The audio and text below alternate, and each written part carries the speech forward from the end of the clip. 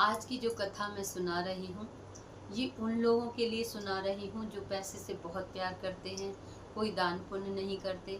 उनका सिर्फ एक ही काम होता है कि कैसे भी कहीं से भी पैसा इकट्ठा हो जाए और वो बस पैसे के लिए ही जीते हैं।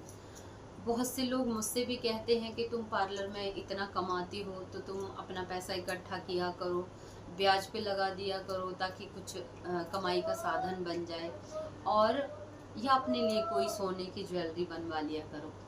तो मैं उन सभी को बता दूं कि जिस दिन से मैंने ये तुलसी माँ अपने गले में पहनी है, उस दिन से मेरी जो सोने चांदी की इच्छा थी वो बिल्कुल ख़त्म हो चुकी है। और मैं चाहती हूँ कि जब तक मैं जीऊँ तब तक तुलसी माँ मेरे गले में रहें।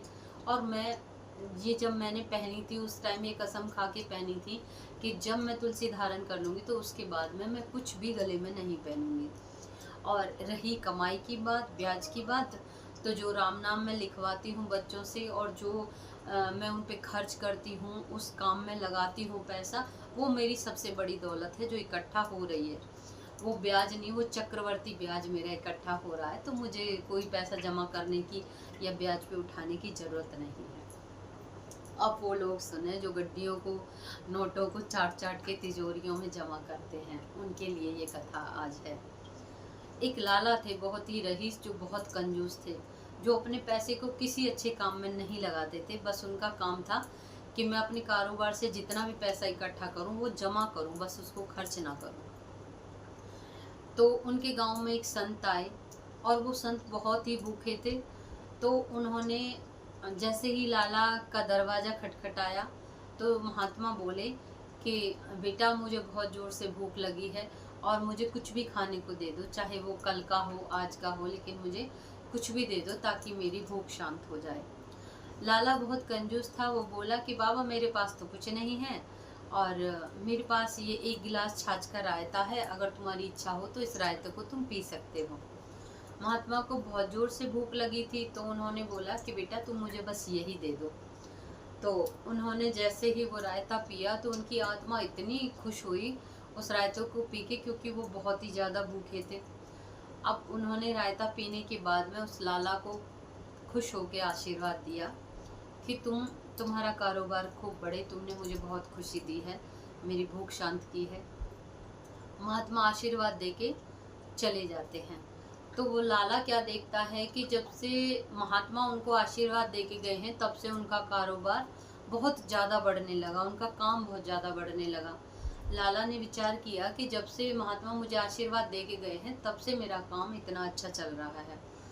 अब वो लाला उस महात्मा को ढूंढते हैं कि कैसे भी करके वो मुझे मिल जाए और मैं अपने बेटे को भी उनसे आशीर्वाद दिलवा दूं। वो बहुत ढूंढते रहते हैं तो उन्हें एक बार वो महात्मा मिल जाते हैं। महात्मा उन्हें देखते ही पहचान लेते हैं कि ये तो वही बालक है जिसने मुझे रायता पिलाया था। तो महात्मा उसे आशीर्वाद देते हैं कि बेटा, तुम बहुत खुश रहो, तुमने मुझे ऐसे टाइम पे मतलब मेरी भूख मिटाई जिस टाइम मेरे पास कोई खाने का साधन नहीं था। अब वो लाला बोला कि महात्मा, मैं चाहता हूँ कि आप मेरे बेटे को भी ऐसा आशीर्वाद दें जिससे वो आगे बहुत कारोबार बढ़ाए, अपना खूब पैसा कमाए। महात्मा हंस के बोलते हैं कि बेटा, तूने मुझे बहुत खुश किया है, इसलिए मैं चाहता हूँ कि तुझे मोक्ष मिल जाए और मैं अपनी तपस्या का कुछ फल तुम्हें देकर मोक्ष दिलाना चाहता हूँ, तो तुम चलो मेरे साथ और बैकुंठ को चलते हैं। महात्मा बोलता वो लाला बोलता है कि महात्मा, अभी तो मैं नहीं चल सकता, मेरी बीवी है, मेरे बच्चे हैं, अभी तो मुझे बहुत सारा काम करना है। महात्मा के बहुत समझाने के बाद भी वो लाला नहीं जाता है।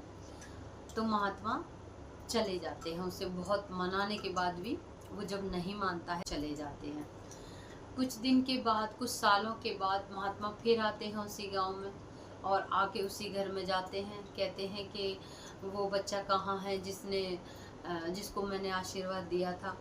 तो उस जो लाला का जो लड़का था वो कहता है कि महात्मा, वो तो बहुत टाइम पहले चले गए, स्वर्ग सिधार गए और अब तो मैं ही हूँ, अब वो तो नहीं रहे।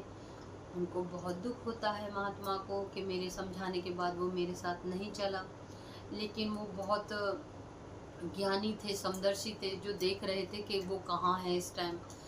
तो वो महात्मा बोलते हैं कि बेटा, तुम्हारे पिता ने मुझे भूख के टाइम पे मेरी भूख मिटाई थी, तो मैं चाहता हूँ कि जो उनकी संपत्ति है, जो धन है, वो तुम्हारे सामने आ जाए और तुम उसे निकाल लो। तो बेटा कहता है कि महात्मा, मेरे पास तो कोई संपत्ति नहीं है, जो है यही है। वो बोले कि नहीं, तुम्हारे घर में कुछ धन गड़ा हुआ है, सोना चांदी गड़ा हुआ है, तो तुम उसे निकाल लो। तो वो कहता है कि ठीक है, आप बोल रहे हैं तो ऐसा ही होगा। अब जैसे ही उसने खुदाई की तो वो देखता है कि उसमें बहुत सारा सोना चांदी मटके में भरा हुआ, 2-3 मटकों में भरा हुआ रखा है, लेकिन उसके पास में एक सांप बैठा हुआ है, काला नाग बैठा हुआ है। तो लड़का बोलता है कि महात्मा, ये तो बहुत जहरीला सांप है, ये तो मुझे खा जाएगा। महात्मा बोलते हैं कि तुम ऐसा करो, तुम एक धोती लेकर आओ और वो धोती इसके ऊपर डाल दो, और इसके ऊपर डालकर इसमें 2 लाठी मार दो। लड़का बोलता है ठीक है, मुझे कैसे भी करके धन मिल जाए, मैं करता हूँ ऐसे। और लड़का जाता है, एक धोती लेकर आता है, एक लाठी लेकर आता है, तो वो उस पे नाग पे, उस काले सांप पे धोती डाल के और उसमें 2 लाठी मारता है बहुत ज़ोर से, जिससे उस सांप की जो कमर टूट जाती है। टूटने के बाद में महात्मा बोलते हैं कि इसे लाठी से उठा के गेट से बाहर फेंक दो। वो लड़का उसे लाठी से उठा के गेट के बाहर फेंक देता है। लड़का सारा धन ले लेता है और महात्मा जब वहाँ से जाने लगते हैं तो उस सांप से बोलते हैं, वो सांप इतना अधमरा हो रहा था कि उसकी जान नहीं निकल रही थी, उसकी हड्डी टूट गई थी, मतलब उसको चोट बहुत ज़्यादा लग गई थी, लेकिन उसकी जान नहीं निकल रही थी। तो महात्मा बोले कि मैंने तुझसे बोला था ना कि तू मेरे साथ चल, लेकिन तू नहीं चला। आज वही बेटा है जिसने पैसे के लिए तेरे 2 लाठी मार दी, और जबकि मैंने उसे बताया था कि ये तेरा बाप है जो इसमें नाग बन के बैठा है, इसी का ये धन है। उसके बाद भी उसने तेरे 2 लाठी मार के और तुझे बाहर फेंक दिया। तो इसलिए मैं तुझे समझा रहा हूँ कि अब भी तेरे पास टाइम है, अब भी तू मेरे साथ चल, इस मोह माया, इस गृहस्थी को छोड़ और मेरे साथ चल। सांप को समझ में आता है, वो कहता है कि हाँ महात्मा, काश ये बात मैंने बहुत पहले मान ली होती और मैं आपके साथ चला गया होता। मैं घर गृहस्थी परिवार के चक्कर में इतने दिन तक फंसा रहा, और आज देखो मेरे बेटे को पता होने के बाद भी कि ये मेरा बाप है, तब भी मुझे पैसे के लिए, धन के लिए लाठी मार दी।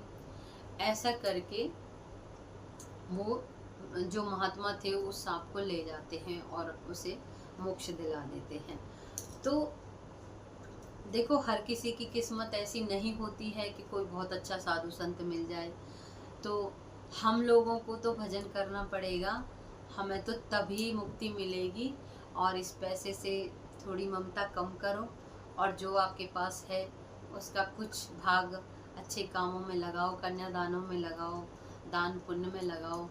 और भैया, इस भंवर से बाहर निकल जाओ, कुछ नहीं रखा है। अपनों के रिश्ते निभाओ, जहाँ तक आप निभा सकते हो वहाँ तक निभाओ, लेकिन ये नहीं है कि आप सब कुछ छोड़ के, भजन पूजा छोड़ के बस पैसा बटोरने हुए हो, इकट्ठा करने में लगे हुए हो। हमारी सांस कब आखिरी सांस हो जाए कुछ पता नहीं लगता। इसलिए ज़्यादा से ज़्यादा हर समय भगवान का नाम लेने की कोशिश किया करो, यही सबसे बड़ी दौलत है। और इसको इकट्ठा करते रहें और भगवान का भजन करते रहें। आपको मेरी कथा पसंद आई हो तो मेरे चैनल को लाइक करें, सब्सक्राइब करें और शेयर करें ज़्यादा से ज़्यादा लोगों को।